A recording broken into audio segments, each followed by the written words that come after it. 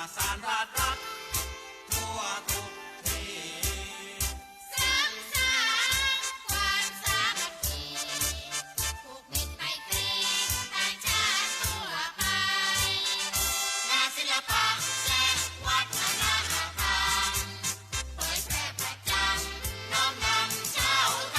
ยสร้างความรักชาติความมั่นคงภายในประชาสนใจได้ฟังรายการจากสวท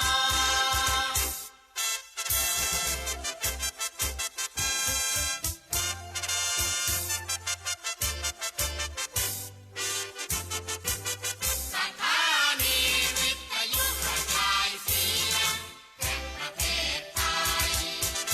ทำงานมั่นใจในด้านข่าวสารให้ความรู้ทั่วทุกด้านให้ความสำราญบันเทิงรื่นเริงใจเผยแพร่ผลงานรัฐบาล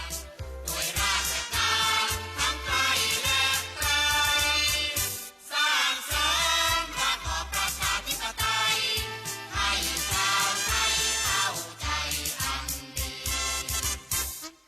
เทิดทูนชาติศาสนาพระมหากษัตริย์ประสานราชรัฐทั่วทุกที่สร้างสรรค์ความสามัคคีผูกมิตรไมตรีต่างชาติทั่วไปงานศิลปะและวัฒนธรรมเผยแพร่ประจำน้อมนำชาวไทยสร้างความรักชาติความมั่นคงภายในประชาสนใจได้ฟังรายการจากสวท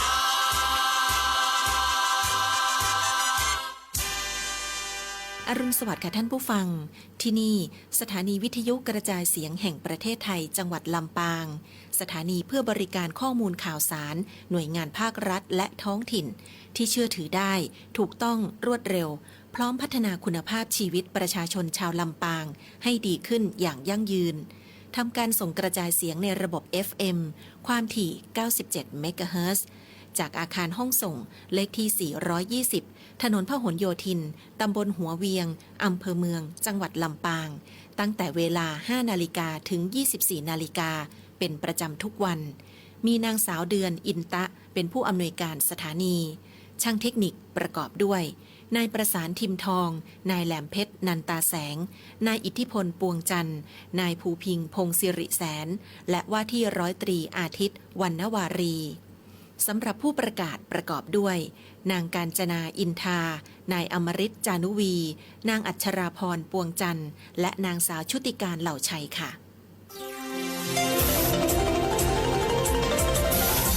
วิทยุแห่งประเทศไทยให้ความรู้คู่ความสุข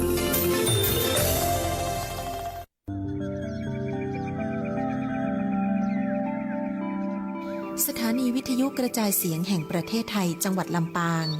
FM 97 เมกะเฮิรตซ์เสนอรายการธรรมะยามเช้า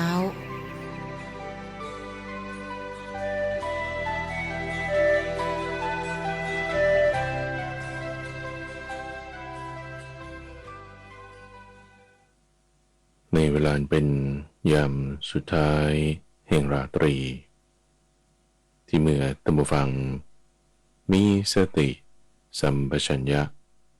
รู้สึกตัวขึ้นแล้วเรามาฝึกปฏิบัตินำธรรมะให้เข้าสู่ในใจกันในช่วงของจิตตวิเวกทางสถานีวิทยุกระจายเสียงแห่งประเทศไทยเรามาฝึกปฏิบัติธรรมไปด้วยกันใช้เวลาประมาณ60 นาทีให้ท่านผู้ฟังได้ผ่อนคลายให้ทำจิตให้มีความสงบเย็น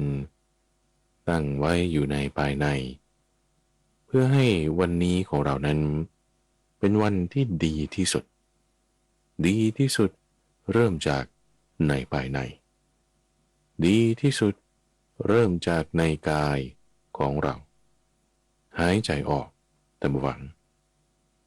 เด็กนี่มันจะเติบโตขึ้นมาได้ออกจากท้องแม่นี่ต้องหายใจออกก่อน หายใจดันพวกเมือกพวกของเหลวอะไรต่างๆที่อยู่ในโพรงจมูกหลอดลมออกมาแล้วจึงหายใจเข้าเราหายใจออกหายใจเข้าออกจากภายในสู่ภายนอกนำอากาศภายนอกเข้าสู่ภายในสลับไปสลับมาหมุนเวียนไปนี่คือทำสมาธิเริ่มต้นจากลมหายใจท่านผู้ฟังหาเสนาสนะที่พอจะให้อยู่สงบได้ไม่ต้องวุ่นวายกับใครจะเป็นห้องนอนห้องพักที่ไม่ได้จะต้องติดต่อสื่อสารหรือทำอย่างอื่นแต่ให้อยู่นิ่งๆหรืออาจจะเป็นตาม coffee shop ที่ทำงานที่โรงเรียนหรือระหว่างการเดินทางก็ตามที่ท่านผู้ฟังสามารถจะอยู่เฉยๆได้นิ่งๆได้ไม่ต้องสนใจทำสิ่งอะไรใดๆยังไงหรือว่าถ้าอาจจะแบบออกกำลังกายอยู่ทำกับข้าวอยู่เดินทางอยู่ดูลมได้ไหมลืมตาก็ได้ก็ดูลมเอาลมหายใจออกลมหายใจเข้าลมหายใจออกลมหายใจเข้าวันนี้เราจะเจริญธรรมานุปัสสนาสติปัฏฐานการเห็นธรรมในธรรมเห็นยังไงเห็นธรรมานี่คือเห็นธรรมในธรรมนี่เป็นคำเดียวนะท่านผู้ฟังตั้งใจคำว่าธรรมเมสุธรรมานุปัสสีการเห็นธรรมในธรรมทั้งหลายเห็นยังไงคือชื่อว่าเห็นธรรมะเห็นจากลมของเรานี่แหละก่อนท่านผู้ฟังเห็นลมออกเห็นลมเข้ายังไงจึงจะเห็นลมลมนี่มันเป็นกายอย่างหนึ่งไงท่านผู้ฟังนี่มันเป็นซีรีส์หลายตอนต่อกันมาแล้วนะตอนก่อนก็พูดถึงเวทนาตอนก่อนก็พูดถึงกายตอนนี้มาพูดถึงธรรมะกายนี่เป็นธรรมอย่างหนึ่งลมนี่เป็นกายอย่างหนึ่งเราเห็นลมก็ชื่อว่าเห็นกายเพราะว่าในกายเรามีธาตุลมดินน้ำไฟและลมหายใจเข้าลมหายใจออกนี่แหละอากาศที่เข้าสู่ร่างกายของเรามันก็คืออากาศที่อยู่ข้างนอกใช่ไหมเข้าไปสู่ในกายแล้วมันก็ไหลเวียนไปทั่วตามระบบหายใจตามระบบเลือดไปเลี้ยงตามอวัยวะต่างๆที่ต้องการออกซิเจนแล้วก็กลับออกมานำคาร์บอนไดออกไซด์ที่เหล่าเซลล์ทั้งหลายได้ใช้งานเสร็จแล้วผ่านกลับออกมาตามระบบเลือดระบบทางเดินหายใจจนหายใจออกไปข้างนอกในกายเรามีธาตุลมที่เราหายใจออกข้างนอกก็คือลมที่อยู่ข้างในนั่นแหละอากาศข้างนอกเป็นยังไงมันก็คืออากาศอันเดียวที่อยู่ข้างในกายของเราเหมือนกันเป็นธาตุลมด้วยกันเราเห็นลมจะพัดเร็วจะพัดช้าลมร้อนลมเย็นลมมีฝุ่นลมหมุนวนลมแห้งลมชื้นคือมันลมเหมือนกันหมดเลยอยู่ที่ในกายของเราด้วยเหมือนกันด้วยข้างในอย่างไรข้างนอกก็อย่างนั้นข้างนอกอย่างไรข้างในก็อย่างนั้นหายใจเข้าหายใจออกเนี่ยให้เห็นความที่มันก็เป็นกาย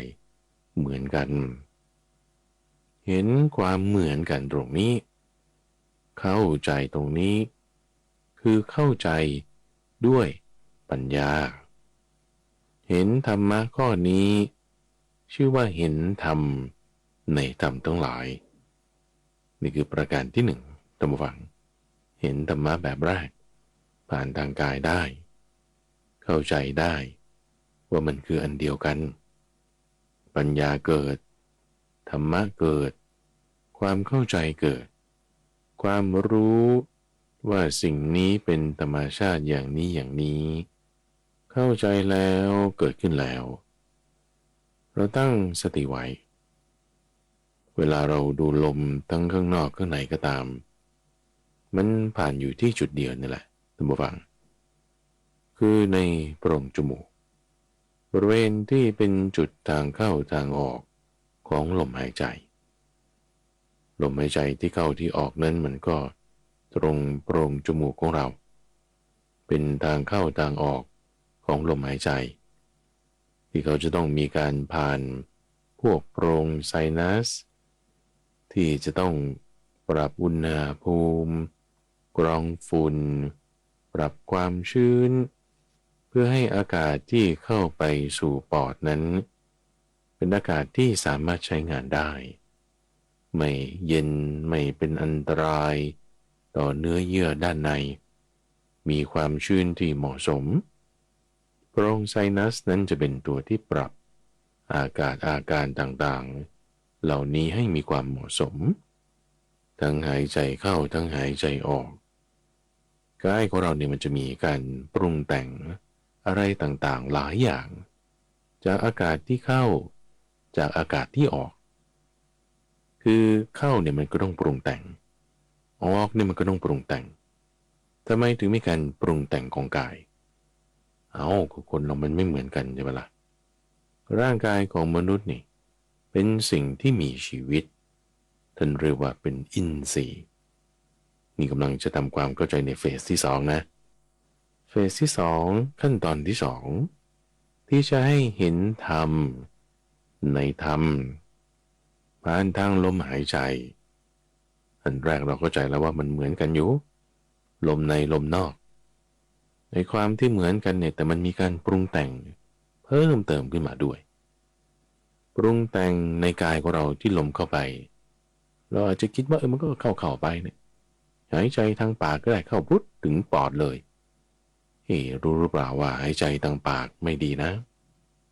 เพราะระบบทางเดินหายใจเนี่ยมันมาทางจมูกมันออกแบบไว้มันต่างกันยังไงท่านหมอเกี่ยวกับเรื่องโรคระบบทางเดินหายใจนี่ต้องฟังโรคปอดโรคหลอดลมโรคไซนัสนี่เขาจะเตือนไว้ว่ามนุษย์เราต้องหายใจทางจมูกเพราะว่าระบบไซนัสคือเป็นโพรงเป็นช่องที่อยู่บริเวณใบหน้าของเรานี่บริเวณหน้าผากจมูกมันจะหมุนวนมาตรงนี้ก่อนที่จะเข้าไปในหลอดลมในจุดที่มันมีช่องว่างเป็นโพรงอยู่ด้านในกระโหลกศีรษะบริเวณด้านหน้าของเรานั้นเขาเรียกว่าโพรงไซนัสซึ่งโพรงเหล่านี้มีประโยชน์มีคุณสมบัติในการที่จะปรับคือปรุงแต่งนั่นเองปรับเปลี่ยนปรุงแต่งอุณหภูมิความชื้นยังกรองฝุ่นอะไรต่างๆที่มากับอากาศที่เราหายใจเข้านั้นไปลักษณะที่มันมีการปรุงแต่งเนี่ยแหละท่านผู้ฟังคือปรุงแต่งลมนั่นเองลมของเรามีการปรุงแต่งคือถ้าไม่มีการปรุงแต่งเนี่ยท่านผู้ฟังมันไม่เคลื่อนไหวหรอกมันก็นิ่งๆเฉยๆใช่ไหมล่ะ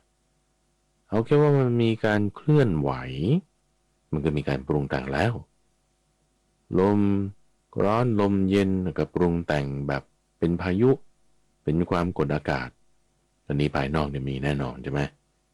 มาในกายเรามันยังมีการปรุงแต่งลมแบบนี้ให้ปรับอุณหภูมิปรับความชื้น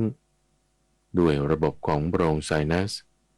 การปรับนี้คือการปรุงแต่งก็เรียกว่าเป็นสังขาร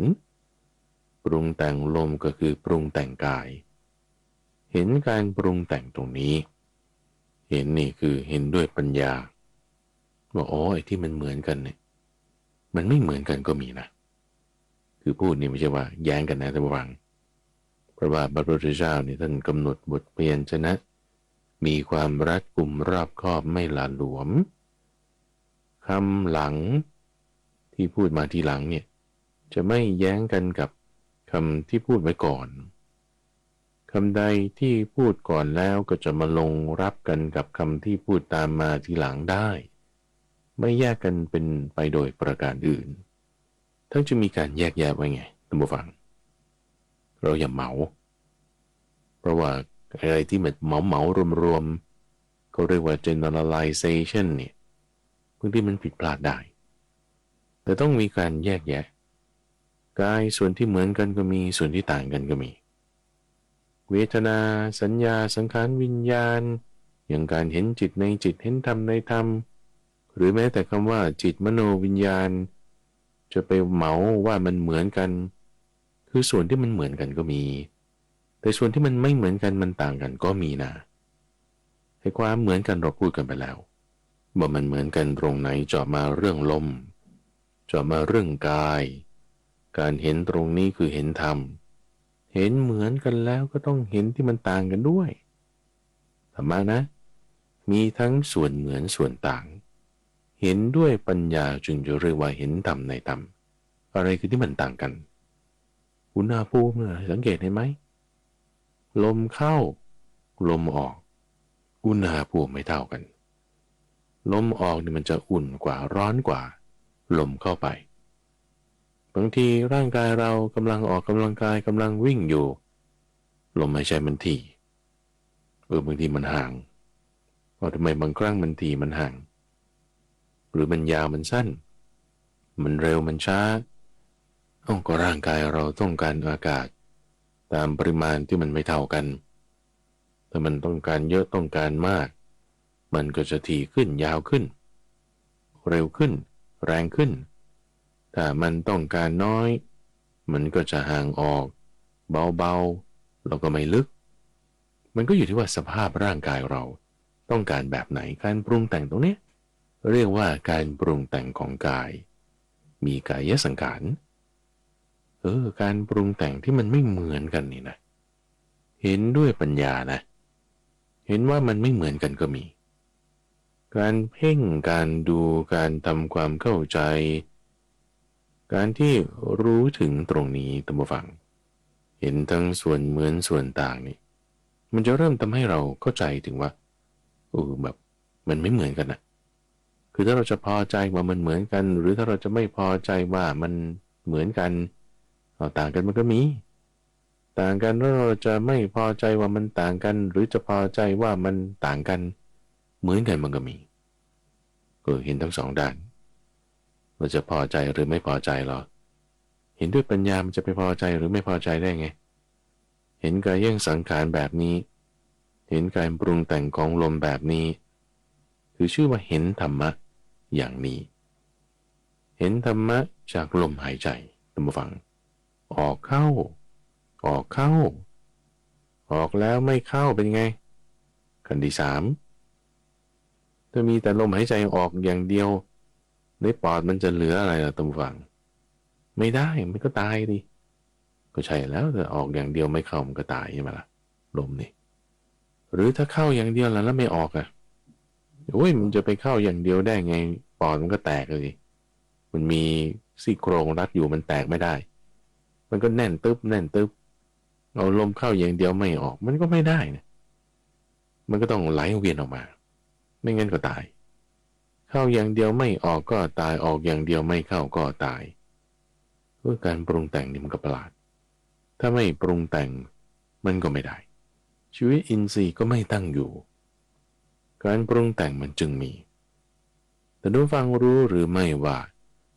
ลมหายใจที่ออกที่เข้าที่ออกที่เข้าอยู่นี่มันไปไหนมันก็ไปตามเซลล์ไงท่านไปตามเซลล์ไปตามร่างกายจุดที่มันต้องการลมต้องการออกซิเจนใช่ไหมล่ะอันนี้เราเรียนรู้จากวิชาชีววิทยาสมัยมัธยมได้เขาสอนมามันไปเพื่ออะไรมันก็เผาผลาญอาหารไงท่านเผาผลาญอาหารให้เกิดเป็นความร้อนให้เกิดเป็นพลังงานเกิดเป็นการเคลื่อนไหวมันต้องใช้พลังงานเหล่านี้ก็หมายความว่ามันเป็นธาตุไฟไงจะให้ธาตุดินเป็นเชื้อเพลิงเกิดการสันดาปเป็นความร้อนขึ้นมันก็ต้องมีธาตุลม แล้วธาตุน้ำนั้นก็จะเป็นตัวที่ปรับอุณหภูมิปรับสมดุลของความร้อนความเย็นให้เหมาะสมดินน้ำไฟลมจึงต้องทำงานร่วมกันให้ความร้อนที่เกิดขึ้นจากลมที่ออกเข้าไปนี่เพื่อให้เกิดการสันดาปเกิดเป็นความร้อนขึ้นมันคือความร้อนอันเดียวกันกับที่ทำกายให้ทรุดโทรมทำกายให้แก่ชราเห็นธรรมะข้อนี้นะประการที่สาม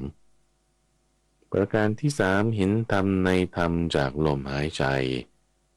ตรงที่ว่าทุกลมหายใจเข้าลมหายใจออกนี่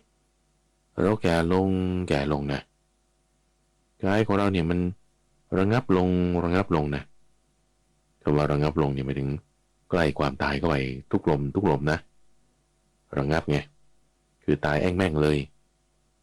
แต่มันจะนิ่งแบบไม่ไหวติงเลยเนี่ยลมหายใจเนี่ยแหละมันพาไปแต่ว่าถ้าไม่หายใจมันก็ไม่ปรุงแต่งชีวิตมันก็อยู่ไม่ได้อีก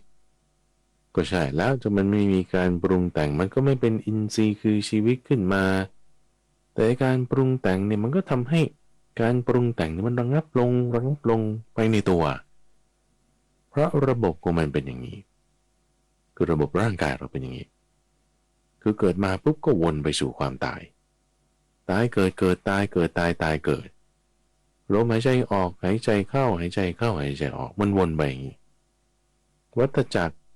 ที่เวียนวนไปเนี่ยมันมีทุกวงรอบทุกฝั่งอยู่ที่มันจะรอบเล็กหรือรอบใหญ่รอบเล็กนี่ก็ลมหายใจเข้าหายใจออกเร็วหน่อยรอบกลางนี่ก็เนี่ยกินอาหารเนี่ยกินไปแล้วก็ถ่ายเสร็จแล้วไม่กินได้ไหมกินมื้อเดียว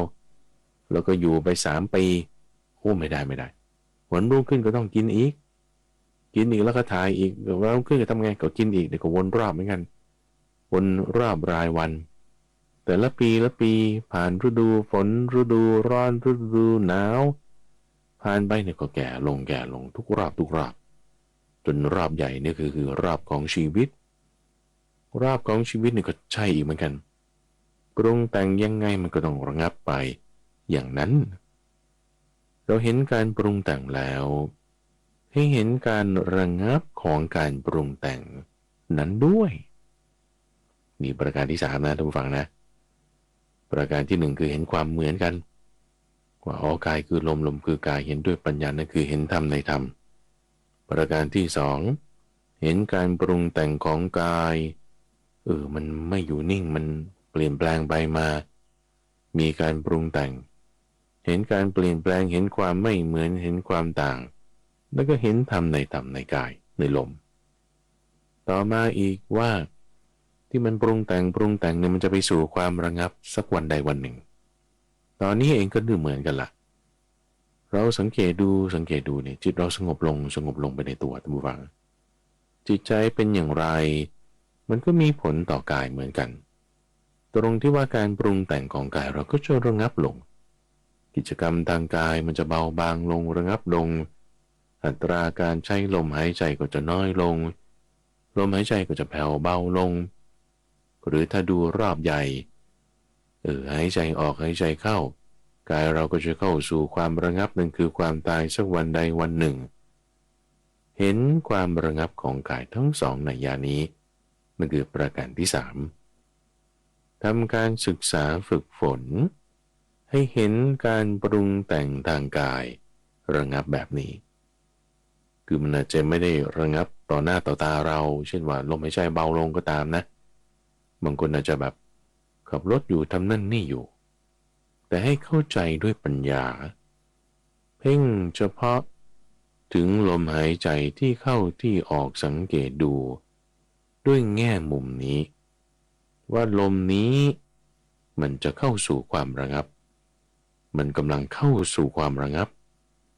มันเข้าสู่ความระงับแล้วตามลำดับขั้น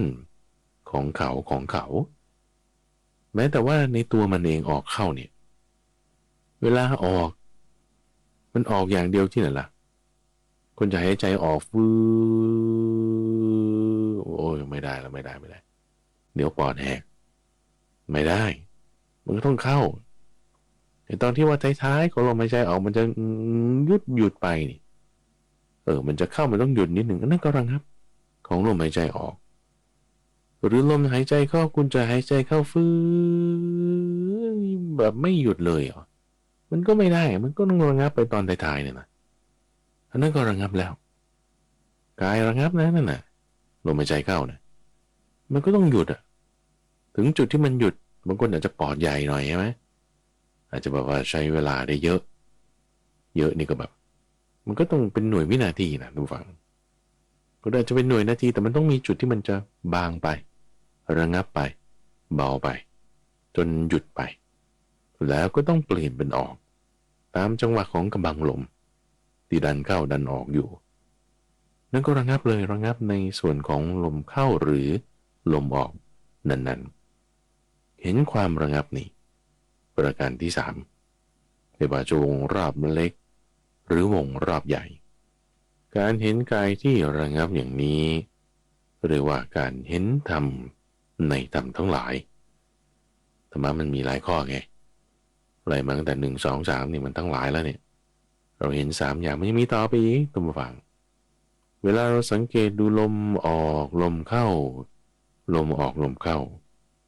การสังเกตดูเฉยๆในตัวฟัง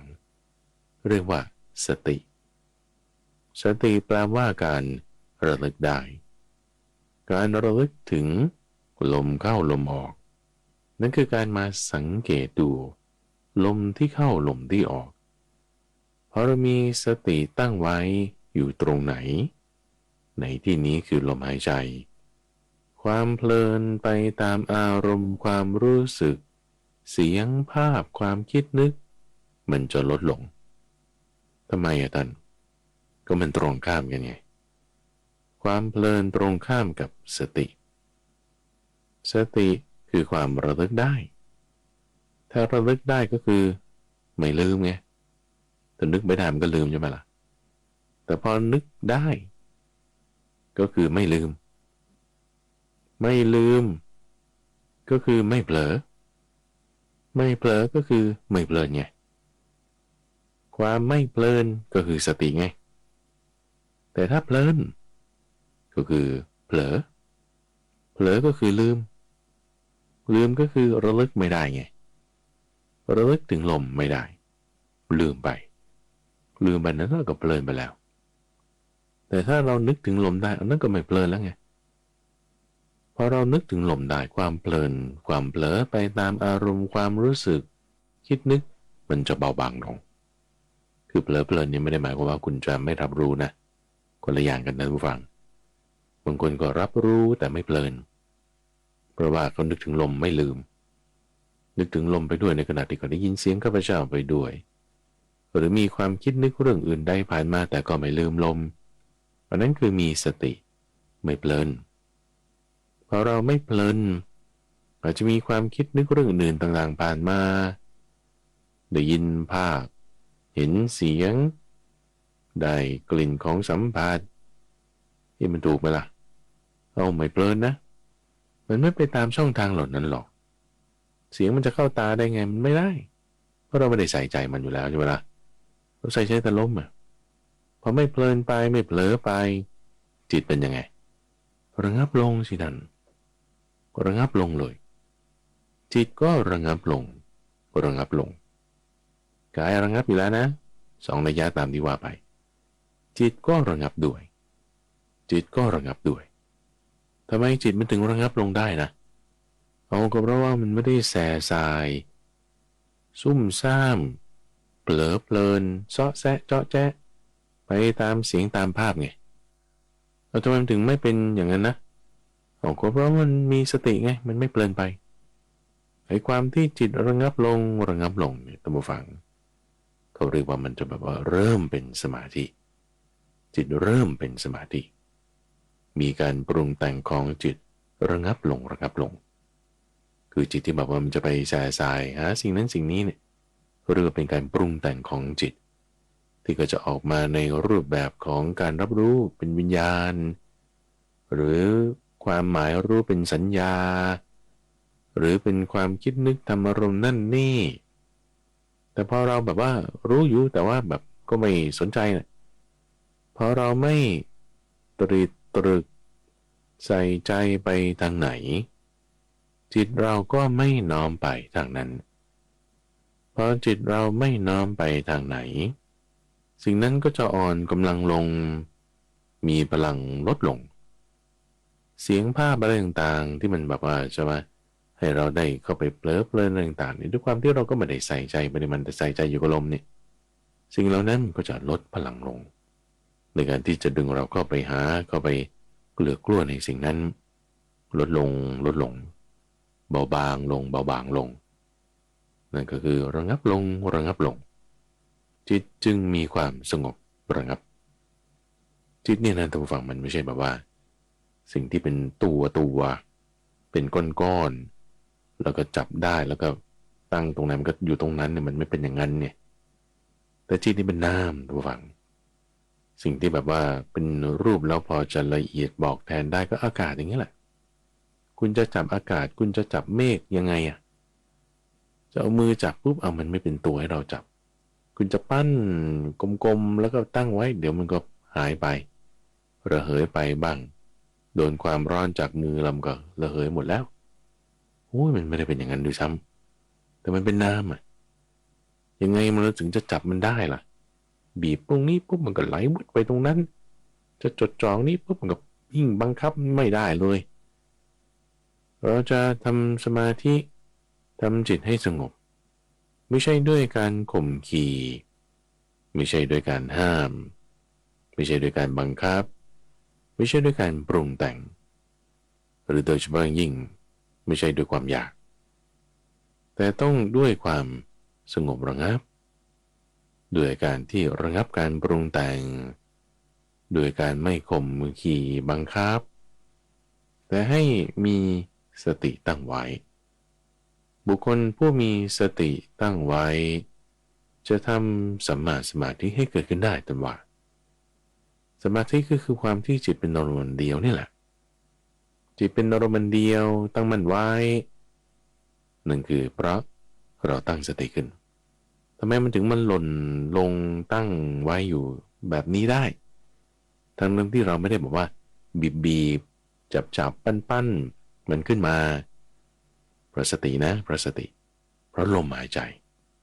ลมหายใจไม่ใช่สตินะท่านผู้ฟังแต่การระลึกถึงลมนั่นต่างหากเป็นสติลมหายใจไม่ใช่สติ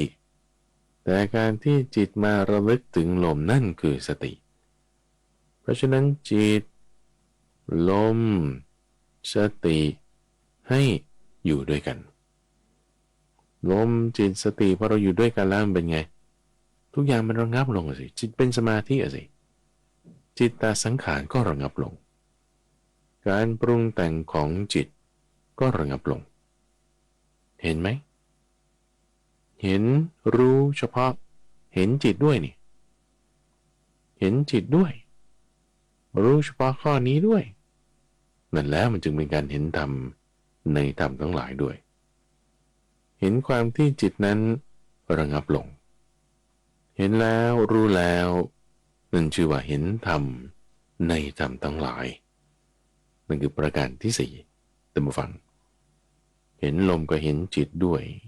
เห็นจิตระงับลงแบบนี้เห็นธรรมะด้วยเห็นธรรมชาติเนี่ยที่จิตนั้นปรุงแต่งได้ที่จิตนั้นก็ระงับได้เหมือนกายเนี่ยท่านผู้ฟังกายปรุงแต่งได้กายก็ระงับได้จิตก็ปรุงแต่งได้จิตก็ระงับได้เห็นแบบนี้คือเห็นธรรมะยังต่อไปอีกท่านผู้ฟังธรรมะนี่มันหลายอย่างนะท่านจึงเรียกว่าเห็นธรรมในธรรมทั้งหลายคือพอจิตเราสงบแล้วระงับแล้วมีการปรุงแต่งบางเบาลงแล้วจิตเป็นอารมณ์เดียวลักษณะที่จิตเป็นอารมณ์เดียวเนี่ยมันจะอธิบายได้อย่างนี้ท่านผู้ฟังว่าเหมือนเราได้ยินเสียงเพลงจากใกล้ๆเนี่ยนะเสียงคนพูดจากไกลๆแต่ว่าเราไม่ได้ใส่ใจไปฟังแต่ว่าถ้าเราจะใส่ใจฟังเราก็ฟังได้แหละว่าอันนี้เสียงร้องอันนี้เสียงกลอง นี่เสียงตะโพนนี่เป็นดนตรีอันนี้แต่มันไกลๆเนี่ยลักษณะที่มันแบบว่าอยู่ไกลๆไม่ได้จะเข้ามาสู่จิตแต่ว่าเราได้ยินอยู่เข้ามาอยู่ในช่องทางใจอยู่แต่ไม่ได้แบบว่าเข้ามาสู่ในจิตเนี่ยนั่นคือความที่มันแยกจากกันคือเปลื้องจากกันเปลื้องจากกันแยกจากกันมันไม่เหมือนความระงับนะคือความระงับเนี่ยมันคือตัวของมันเองระงับเองใช่ไหมทีนี้พอตัวของมันเองระงับเองแล้วเราสังเกตดูสิ่งภายนอกได้ยินเสียงคนคุยนั่นนี่เสียงรถผ่านไปมาเสียงนกบ้างเสียงสัตว์อื่นๆต่างๆบ้างคือสิ่งนั้นมันจะไม่ได้บอกว่ามันกระเทือนก็ไปในจิตของเรามันคือด้วยความที่ว่าจิตเราตั้งมั่นทำให้เราแบบว่าแยกจิตของเราออกจากสิ่งต่างๆเหล่านั้นได้ไอ้ความที่มันแยกออกจากกันเปลื้องออกจากกันในท่านฟังเขาจะบอกว่าคำนี้คนละส่วนกันคนละอย่างกันเหมือนแสงมันสาดส่องมาเป็นเงาอย่างนี้แล้วกูจะไปแทงเงาโอ้ยเงาทำไมมันอยู่ตรงนี้กูจะกวาดเงาให้มันทิ้งไปมันวืดไปเลยมันแยกจากกันมันไม่ใช่อันเดียวกันโอ้มันปลดเปลื้องออกจากกันได้นี่ตรงนี้เขาใช้คำว่าเห็นจิตที่ปลดเปลื้องอยู่หายใจออกอยู่นะหายใจเข้าอยู่นะเราหายใจอยู่นะท่านผู้ฟังเราไม่ได้หายใจอยู่เนี่ยเราก็ตายไปแล้วใช่ไหมล่ะแต่เรายังหายใจอยู่แต่อาจจะเบาบางอาจจะมากอาจจะน้อยก็ตามแล้วแต่กิจกรรมของร่างกายอย่างที่ว่าไปนั่นคือการปรุงแต่งทางกายมีการปรุงแต่งอยู่มันมีชีวิตอยู่จิตมีความระงับลงเห็นจิตแบบนี้ก็ชื่อว่าเห็นธรรมะจนเห็นตัวเองด้วยคือตัวจิตแล้วนี่เห็นสิ่งอื่นของตัวจิตด้วยเห็นสิ่งอื่นของตัวจิตนั้นหมายถึงมันไม่เนื่องกันมันแยกจากกันเหมือนดอกบัวกับน้ำนี่ทุกฝังดอกบัวเกิดจากขี้ตมเกิดจากน้ำก็จริงแต่เวลามันโดนกันเนี่ยมันไม่เนื่องกันมันแยกจากกันคือโดนอยู่แต่มันแยกกันคำว่าเปลื้องกันมันก็แยกกันนี่มันคือแบบนี้แยกกันเห็นอย่างนี้อันนี้ก็ชื่อว่าเห็นธรรมในธรรมนะทำไมถึงชื่อว่าเห็นธรรมในธรรมท่านเราก็ไม่คนละส่วนกันไงแล้วเมื่อก่อนเป็นยังไงปกติมันจะเป็นอย่างนี้ว่าพอเราชอบสิ่งไหนจิตมันจะไปกลัวในสิ่งนั้นนะเช่นเราชอบดนตรีนี้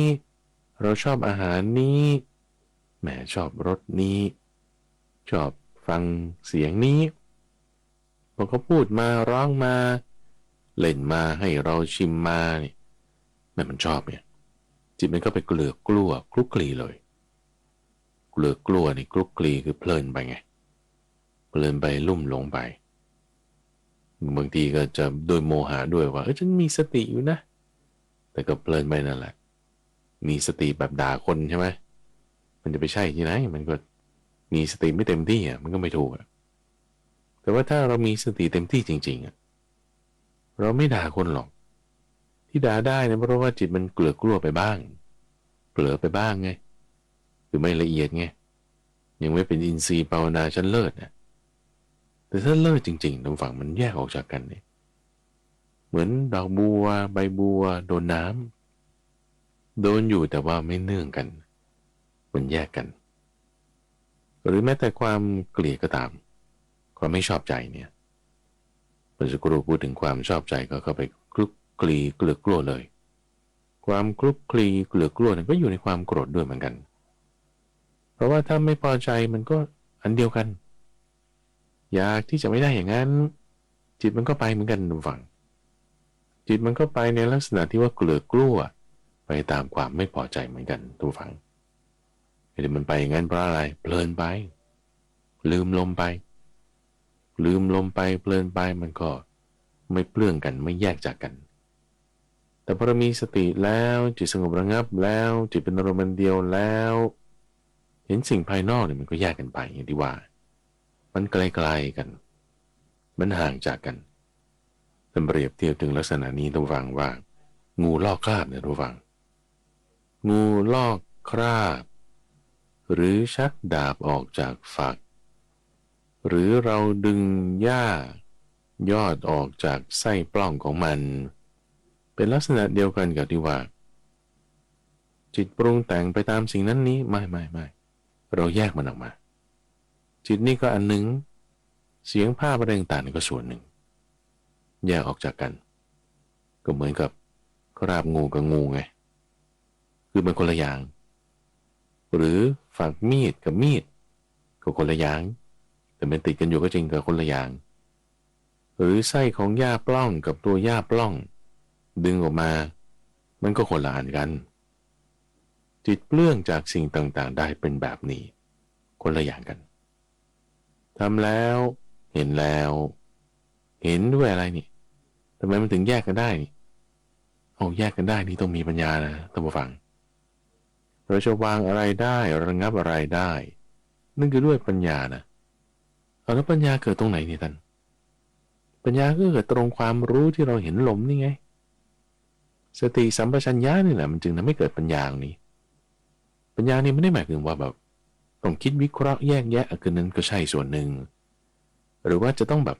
เห็นผมคนและฟันอันนั้นก็ใช่อีกแบบหนึ่งคือปัญญามันหลายแบบปัญญาในหลายๆแบบก็แต่ละแบบก็เป็นเห็นธรรมะอันหนึ่งเหมือนกันอ่ะก็จะเรียกว่าเห็นธรรมในธรรมทั้งหลายธรรมมันมีหลายอย่างธรรมะนี่เห็นลมอย่างเดียว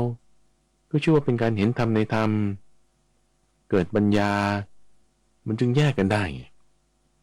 เนียนๆนุ่มๆมาอย่างนี้กิเลสเนี่ยนะทุกฝังมันเนียนๆนุ่มๆให้เราไปยึดถือได้อย่างไรอริยมรรคมีองค์8มันก็เนียนๆนุ่มๆให้เราถอนความยึดถือจากกิเลสได้เหมือนอย่างนั้นเพราะว่าเวลามันถอนออกมันก็ค่อยๆคลายออกถอนออกหรือออกการเห็นจิตที่ปลดเปลื้องออกจากสิ่งต่างๆแบบนี้นี่เห็นธรรมในธรรมยังต่อมาอีกท่านผู้ฟังพอเราเห็นความไม่เที่ยงเห็นความเปลี่ยนแปลงเห็นความที่มันแบบแยกกันไปนี่ลักษณะที่จิตของเราจะน้อมเข้าไปเพื่อที่จะจับยึดถืออีกนั้นจะลดลงนี่เป็นธรรมชาติของธรรมะนะท่านผู้ฟังแล้วก็เป็นธรรมชาติของกิเลสด้วยนะท่านผู้ฟังที่ธรรมชาติของกิเลสเนี่ยเวลาเราจะถอนมันออกมันจะเหนียวถอนครั้งหนึ่งบางทีมันติดตึ๊บกลับเข้าไปอีกก็ถอนอีกแต่ถอนครั้งที่2ไอ้ความเหนียวหนืดมันเนี่ยจะลดลงลักษณะความที่เหนียวหนืดของมันลดลงหมายถึงความที่จิตของเราจะคล้อยเคลื่อนเข้าไปจับไปเกาะไปยึดมันอีกเนี่ยมันก็เบาบางลงลักษณะที่จิตของเราจะพยายามสละคืนสลัดทิ้งเจ้าตัณหาความยึดถือกิเลสคือความที่จิตนั้นมันสละคืนเหมือนเทปกาวนี่แหละท่านผู้ฟัง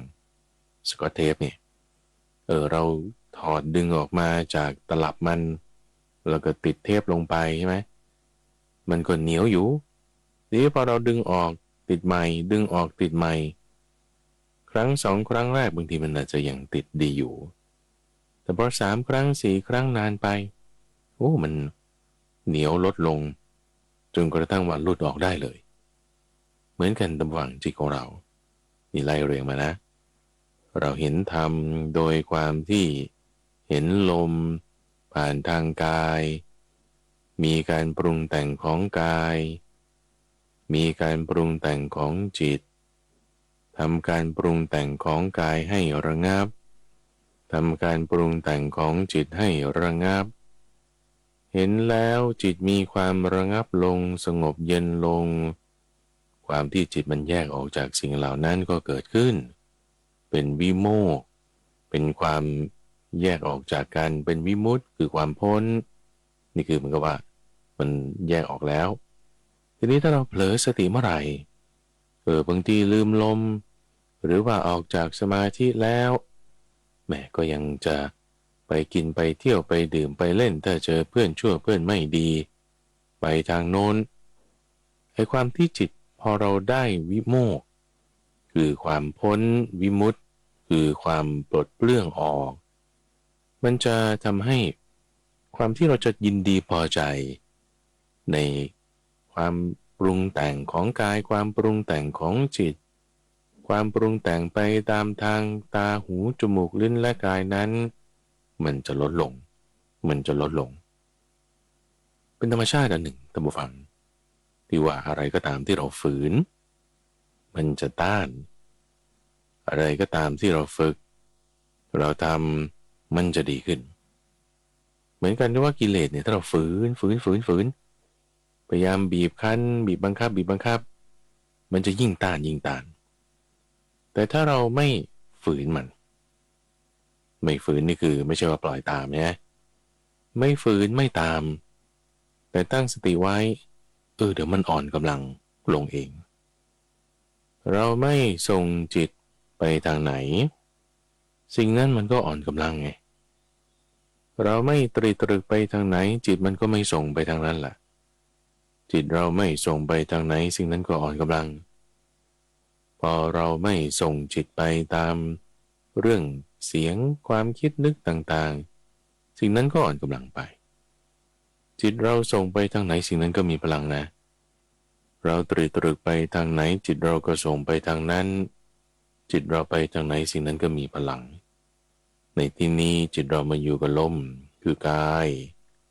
คือเห็นกายในกายจิตเรามาอยู่กับความรู้สึกเฉพาะหน้าเห็นเวทนาก็ชื่อว่าเห็นเวทนาในเวทนาทั้งหลายจิตเราสงบเป็นอารมณ์อันเดียวก็ชื่อว่าเห็นจิตในจิตด้วยการที่เรามาเพ่งเฉพาะซึ่งจิตของเราอย่างนี้เพ่งเฉพาะซึ่งกายของเราอย่างนี้เห็นด้วยปัญญาอย่างนี้มันจะเรียกอะไรได้ล่ะท่านผู้ฟังนอกจากเห็นธรรมในธรรมถูกไหมเห็นด้วยปัญญาคือเห็นธรรมในธรรมทั้งหลายเห็นด้วยปัญญาว่าสิ่งเหล่านี้มีความเกิดขึ้นมีความดับไปมีความเปลี่ยนแปลงไปเป็นธรรมดากายสังขารใช่ไหมเปลี่ยนแปลงนะเป็นสังขารคือการปรุงแต่งมันไม่อยู่นิ่งจิตตสังขารใช่ไหมจิตแล้วมันมีการปรุงแต่งเปลี่ยนแปลงเดี๋ยวเป็นความคิดนึกเดี๋ยวเป็นสัญญาหมายรู้เดี๋ยวเป็นความรู้สึกสุขทุกข์บางทีมันก็สงบได้ด้วยนะระงับลงไปมีความปรุงแต่งมีความไม่เที่ยงเป็นธรรมดาเห็นความไม่เที่ยงอย่างนี้แล้วจิตจะคลายกำหนัดเนี่ยท่านผู้ฟังคลายกำหนัดหมายถึงถอนออกท่านเปรียบเหมือนเวลาเราใช้ไฟไปรนเข้ากับขนไก่หรือว่าผ้าไหมเนี่ยมันจะไม่ได้ม้วนเข้าหาไฟนะหรือว่าขนไก่นั้นนะมันจะม้วนออกจากไฟเราเผาอีกด้านหนึ่งพลิกด้านไปมันก็ม้วนออกอีกด้านหนึ่งมันจะไปคนละด้านกันจิตของเราเนี่ยถ้าเผื่อว่าตั้งไว้พิจารณาเห็นถึงความไม่เที่ยงด้วยสมาธิแล้วจะทำให้มันถอนออกสนใจคำว่าปฏินิสสักขะคือคลายคืนสลัดคืนที่จะน้อมกลับเข้าไปยึดถือเหมือนเดิมนั้นจะเบาบางลงลักษณะนี้คือเห็นธรรมในธรรมท่านบอกว่าเป็นผู้เข้าไปเพ่งเฉพาะเป็นอย่างดีคำนี้หมายถึงสติเห็นการละอภิชฌาคือความเพ่งเล็งและโทมนัสคือความเสียใจทั้งหลายด้วยปัญญาโสยันตังอภิชฌาโทมนัสสานังปหานังปัญญายะดิสวาสาทุกังอัจจุเปกิตาโหติเห็นอย่างนี้ชื่อว่าเป็นผู้เห็นธรรมในธรรมทั้งหลายอยู่เป็นประจำตัสมาติหะภิกขเวธัมเมสุธัมมานุปัสสีเห็นธรรมในธรรมแบบนี้ก็เห็นอริยสัจสี่นั่นแหละท่านผู้ฟังเห็นอริยสัจสี่คือทุกข์เหตุเกิดทุกข์ความดับไม่เหลือแห่งทุกข์และทางดำเนินให้ถึงความดับไม่เหลือแห่งทุกข์เห็นอริยสัจสี่ตรงไหนในสติปัฏฐานสี่ตรงไหนในกายตรงไหนในเวทนาตรงไหนในจิต ตรงไหนในธรรมะก็ตรงสตินั่นแหละเพราะว่าเห็นกายในกายเห็นเวทนาเห็นจิตเห็นธรรมมันคือสติปัฏฐานสี่สติปัฏฐานสี่คืออริยมรรคมีองค์แปดสติปัฏฐานสี่เป็นหนึ่งในองค์ประกอบอันประเสริฐ8อย่างองค์ประกอบอันประเสริฐ8อย่างคืออะไรทางให้ถึงความดับไม่เหลือแห่งทุกข์เรียกว่าความจริงอันประเสริฐคือหนทางคือปฏิปทาเป็นเครื่องให้ถึงความดับไม่เหลือแห่งทุกข์ทุกขนิโรธกามินีปฏิปทาอริยสัจอยู่ตรงนี้ในข้อที่4พอเห็นสติได้เกิดเป็นอริยสัจในข้อที่4แล้วกิเลสมันจะละไปโดยอัตโนมัติตามฟังเพราะว่าความที่จิตจะคล้อยเคลื่อนเข้าไปยึดถือไปตามอำนาจของอวิชชาตัณหาจะเบาบางลงใช่ไหมทุกขสมุทัยเราก็ละได้โดยอัตโนมัติปหานะคือละคือกำจัดมันเสียความรู้แจ้งในความดับของเจ้าตัณหาอวิชชาก็จะเกิดขึ้นทุกขนิโรธอริยสัจทำให้แจ้งทำให้เกิดขึ้นทำให้รู้ขึ้นทำให้ได้มามันก็มาไงด้วยการปฏิบัติตามอริยมรรคมีองค์8แล้วนอกจากนี้ด้วยการมีสติตั้งสติไว้จะทำให้เราเข้าใจขันธ์ห้าด้วยเข้าใจขันธ์ห้าตรงไหนท่านกายนี่ไงท่านผู้ฟังคือรูปจิตนี่ไงการปรุงแต่งของจิตคือเวทนาสัญญาสังขารเหล่านี้มีการปรุงแต่งมีกายเข้าใจว่าอะไรเข้าใจว่าสิ่งเหล่านี้มีความเกิดขึ้นเป็นธรรมดามีความดับไปเป็นธรรมดามีความเปลี่ยนแปลงไปเป็นอย่างอื่นเป็นธรรมดาเข้าใจเนี่ยคือไม่ใช่ว่ายินดีหรือยินร้ายไปตามเข้าใจเนี่ยไม่ใช่ว่าพยายามละหรือพยายามทำให้มันมากแต่เข้าใจคือเข้าใจเข้าใจคือกำหนดรู้เข้าใจคือรอบรู้เข้าใจคือยอมรับมันได้ท่านผู้ฟังพอเรารู้เราเข้าใจกำหนดรู้แล้วเราก็ยอมรับอยู่กับมันได้นะอยู่กับขันธ์ห้าได้อยู่กับรูปได้อยู่กับเวทนาได้อยู่กับความคิดนึกได้อยู่ยังไงอยู่โดยไม่ทุกข์ไงอยู่กับทุกข์โดยไม่ทุกข์ทำไมถึงไม่ทุกข์นะเพราะเหตุแห่งการเกิดทุกข์นั้นมันระงับไปแล้วเหตุแห่งการเกิดทุกข์คือตัณหาคืออวิชชาคือความอยากมันเบาบางลงระงับลง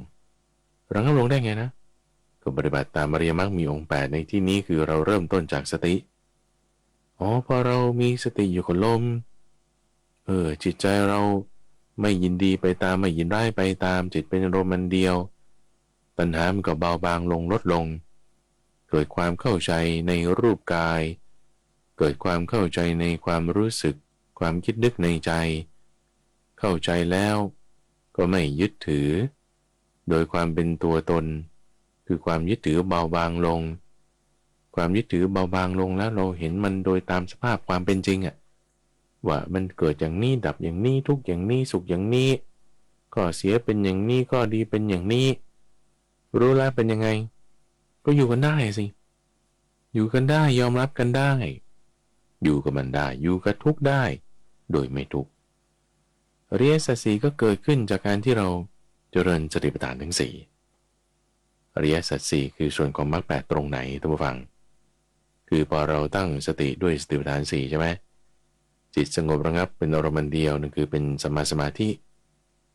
ในความเพียรความพยายามที่เราใส่ลงไปนั่นก็เป็นสัมมาวายามะความเห็นที่เราว่าฉันต้องมาทำสมาธินะฉันต้องมานั่งต้องมาเดินต้องมากำหนดสติไม่ได้เห็นว่าไปเที่ยวห้างกินดื่มพูดเล่นตลกโปกฮาเป็นความดีไม่เห็นอย่างนั้นแต่เห็นว่าการทำอย่างนี้ทำจิตให้สงบเป็นความดีแท้เทียวอันนั้นเป็นสัมมาทิฏฐินะรู้ว่าอะไรผิดอะไรถูกอะไรเป็นกุศลอะไรเป็นอกุศลนั่นคือสัมมาทิฏฐิแล้วลงมือทำได้ด้วยนั่นก็เป็นสัมมาวายามะได้แล้วจิตสงบด้วยนั้นเป็นสัมมาสติสัมมาสมาธิ ความคิดนึกอะไรก็ตามที่เกิดขึ้นจากกระบวนการนี้ตั้งฟังความคิดนึกเหล่านั้นก็เป็นสัมมาสังกัปปะกายวาจาและอาชีวะก็บริสุทธิ์มาอยู่ตอนนี้ก็เราไม่ได้ไปเที่ยวฆ่าสัตว์ไม่ได้พูดกับใครการดำเนินชีวิตของเราก็อยู่เฉยๆอย่างนี้มันบริสุทธิ์มาตั้งแต่ตอนที่เราเริ่มนั่งแล้วตั้งแต่ตอนที่เราเริ่มพิจารณาแล้วกายวาจาใจและอาชีวะก็บริสุทธิ์มาแล้ว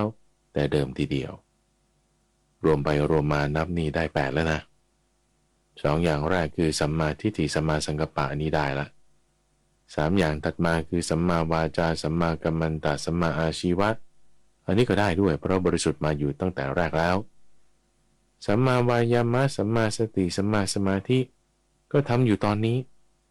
ด้วยอาการอย่างนี้มรรค8เกิดขึ้นอริยสัจ4เกิดขึ้นอยู่ภายใต้ทั้งหมดนั้นด้วยลมหายใจของเราด้วยกายด้วยเวทนาด้วยจิตด้วยธรรมเพราะฉะนั้นท่านผู้ฟังในหัวข้อเรื่องของอริยสัจสี่บางทีก็แจกแจงออกมาด้วยธรรมะคืออริยมรรคมีองค์8อริยมรรคมีองค์8ก็สงเคราะห์รวมกันได้แบ่งเป็นศีลสมาธิปัญญาศีลสมาธิปัญญาเขาเรียงในมรรค8คือปัญญาศีลสมาธิแต่เรียก3อย่างก็ได้เป็นปัญญาคือสัมมาทิฏฐิสัมมาสังกัปปะเป็นศีลคือสัมมาวายามะสัมมากัมมันตะสัมมาอาชีวะเป็นสมาธิทางจิตคือสัมมาวายามะสัมมาสติและสัมมาสมาธิถ้าเรียกจากพื้นฐานก็จะเป็นศีลสมาธิและปัญญา3อย่างนี้จะรวมเรียกเหลือ2ก็จะเรียกได้ว่าเป็นสมถะวิปัสสนาสมถะตรงไหนต้องทำจิตให้มันสงบวิปัสสนาตรงไหนตรงเห็นความไม่เที่ยงเห็นความเคลื่อนไหวสงบนิ่งเราจึงจะเห็นความเคลื่อนไหวถ้าไม่นิ่ง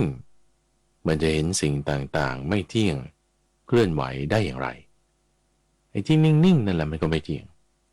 เพราะว่าถ้าเมื่อก่อนมันไม่นิ่งมันนิ่งได้มากก็ตามน้อยก็ตามนั่นไงแต่มันจะเที่ยงเหมือนเดิมมันก็ต้องไม่สงบเหมือนเดิมไปตลอดสิแต่พอมันสงบได้บ้างมันไม่เที่ยงไงแล้วไอ้ที่สงบได้ก็ไม่ใช่จะอยู่ตลอดด้วยนะบางทีมันก็ไปฟุ้งซ่านบ้างง่วงบ้างมีความคิดนึกต่างๆบ้างมันก็ไม่เที่ยงจริงๆเนี่ยเห็นความจริงข้อนี้ในความที่มันทนอยู่ไม่ได้เนี่ยคือเห็นทุกข์นะคือเห็นวิปัสสนานะเป็นสายที่เรียกว่าเป็นทุกขาปฏิปทาเป็นสายวิปัสสนาถ้าเห็นความสงบนิ่งๆนี่คือเห็นความสุขที่เกิดจากความสงบก็เรียกว่าสุขาปฏิปทา2อย่างนี้อันไหนก็ได้ท่านผู้ฟังขอให้อินทรีย์ของเรามีความแก่กล้าอินทรีย์คืออะไรเอา2อย่างรวมกันน่ะสมถะวิปัสสนาจาก3ใช่ไหมศีลสมาธิปัญญารวมกันสงเคราะห์กันเหลือ2คือสมถะวิปัสสนาจาก2จะสงเคราะห์รวมกันเหลือ1ก็ได้นะคือสติสัมปชัญญะสติสัมปชัญญะบางทีก็พูดอย่างเอาสติอย่างเดียวเลยสติคำเดียวเลย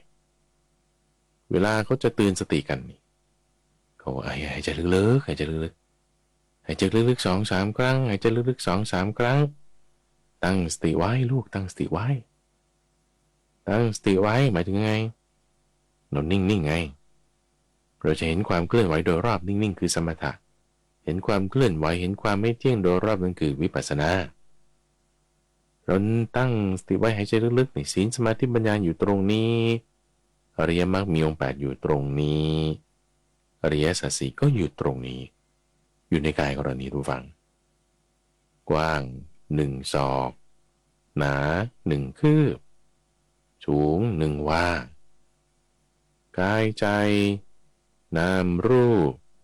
ความรู้ความยึดถือความทุกข์มันมารวมอยู่ในนี้ใช่ไหมเราแยกส่วนออกด้วยสติคือการแยกแยะตามฟังพอเราตั้งสติไว้สิ่งต่างๆเนี่ยมันแยกชิ้นแยกส่วนกันอย่างนี้แหละแยกส่วนออกแล้วเห็นชัดเจนแล้วทำไง สบายใจแล้วทุกฟัง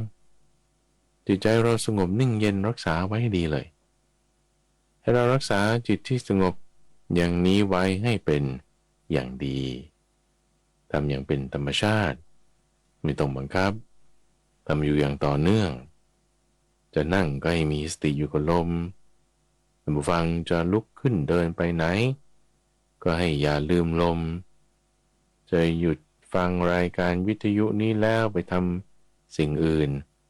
ก็ให้มีสติอยู่กับลมจะพูดกับใครจะทำงานอะไรคิดเรื่องอะไรก็ให้มีสติอยู่กับลมสิ่งนี้นั้นจะเป็นเครื่องรักษาจิตของเราท่านผู้ฟังรักษาจิตของเราไว้ด้วยสติให้เป็นอย่างดีในช่วงของจิตวิเวกจะมาพบกับท่านผู้ฟังเป็นประจำในทุกวันอังคารตั้งแต่เวลา 5:00 ถึง 6:00 น.ทั้งสถานีวิทยุกระจายเสียงแห่งประเทศไทยท่านผู้ฟังสามารถติดตามรับฟังได้ในเครือข่ายของกรมประชาสัมพันธ์ตามช่วงเวลาต่างๆหรือว่าในระบบพอดแคสต์ในเครื่องเล่นที่มีแอปพลิเคชันหรือว่าที่เว็บไซต์ก็ได้ทุกฟังที่ปัญญา .org panya.org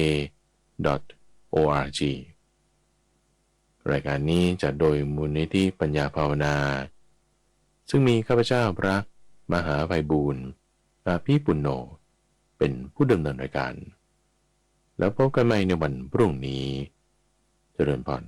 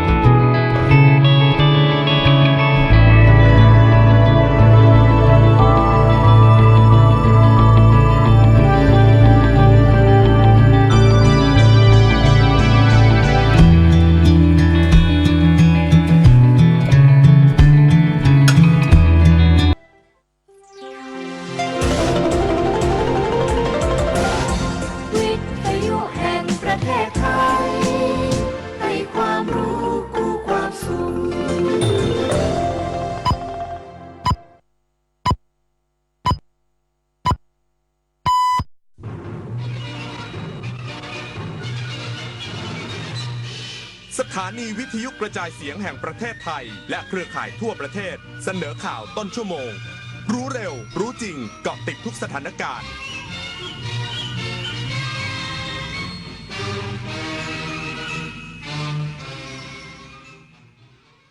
รับฟังข่าวต้นชั่วโมง 6 นาฬิกากับวโรกาสมังกรพิษค่ะผู้บัญชาการตำรวจแห่งชาติระบุขณะนี้ทราบกลุ่มผู้ก่อเหตุคาร์บอมหน้าแฟลตตำรวจสถานีตำรวจภูธรบันนังสตาที่จังหวัดยะลาแล้วอีกสักครู่กลับมาติดตามรายละเอียดค่ะถนนดนตรีไลฟ์กรกฎาคมนี้พบศิลปินเพื่อชีวิตฝรั่งบนหลังควายเดวิดอินทีพร้อมศิลปินรับเชิญพิทักษ์เสริมราชเฟรนชิปเสถียรพงศ์ก้องจินาวันและกิจกรรมดนตรีเปิดหมวกวง PIB Band โดยสมาคมคนตาบอดแห่งประเทศไทยพบกันที่ห้องออดิทอเรียมอาคารปฏิบัติการสถานีวิทยุกระจายเสียงแห่งประเทศไทยวันศุกร์ที่ 26 กรกฎาคมนี้เวลา 18 นาฬิกาติดต่อเข้าชมโดยไม่เสียค่าใช้จ่ายได้ที่ Facebook ถนนดนตรีเรายังเป็นนักเดินทางประสบการณ์ของเบลล่ากับยาสีฟันเทพไทยตอนนี้คนนิยมใช้ยาสีฟันเทพไทยกันเยอะมากคนรอบตัวเบลก็ใช้กันหมดเลยนะคะยาสีฟันเทพไทยใช้นิดเดียวปากสะอาดมากดีต่อเหงือกและฟันจริงๆยาสีฟันเทพไทยใช้นิดเดียวปากสะอาดช่วยดูแลสุขภาพทั้งช่องปากดีต่อเหงือกและฟันลดคราบหินปูนชากาแฟบุหรี่ลดกลิ่นปากยาสีฟันเทพไทยใช้นิดเดียวปากสะอาดภูมิใจค่ะสินค้าคุณภาพของไทย